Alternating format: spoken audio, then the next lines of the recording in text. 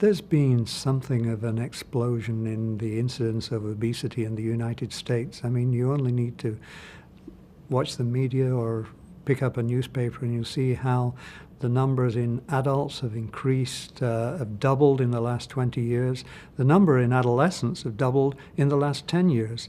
So there's a huge problem associated with this, and it's part of the, for want of a better word, fast food revolution, if you like, that people are gaining weight, and you only need to look out in the street and see how many people are morbidly obese or at least very heavy. We don't do the surgery mainly for cosmetic reasons, even though the public sometimes misunderstand that we are doing to make them thin and pretty. It does happen, but that is not our primary intention. Our primary intention is to relieve them of their medical conditions, if there is any, or to prevent medical conditions which can result from being overweight. Some of the major medical conditions we try to tackle are diabetes mellitus, which affects quite a bit of patient population, especially over 30 to 40% of our patients who are morbidly obese. When I say morbidly obese, they are patients over 100 pounds above ideal weight, have these conditions.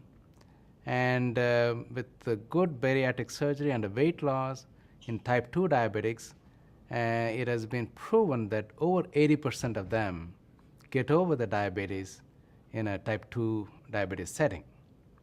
In hypertension works in a similar way. Majority of them get rid of the hypertension problem, or at least they are able to reduce the dosage of diabetic medication and hypertensive medications in the patients who improve.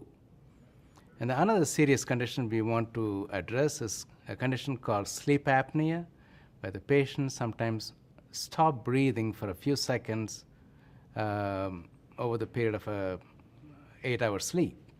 So much so they become sleepy during daytime, pose a danger to themselves and also to the other people who are driving on the freeway. And that can also cause other medical problems like pulmonary hypertension that can affect the heart later on.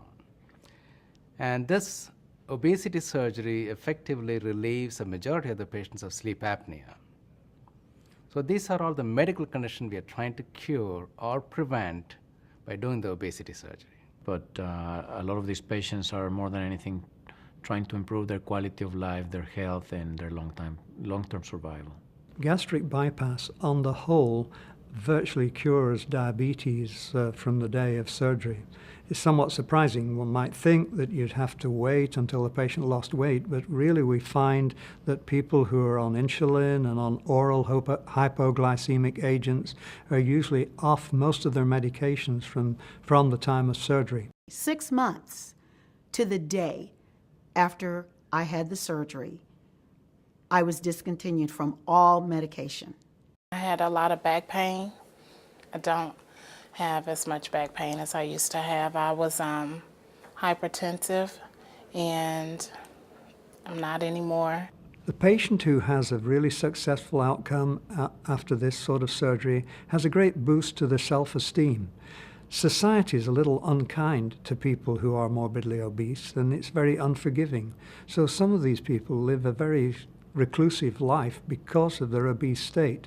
And when they lose this weight and improve the self-image, their whole lifestyle is revolutionized. Patients are so happy they are able to get rid of their medication dependence when there are diabetes involved, and they're able to breathe better, sleep better, function better.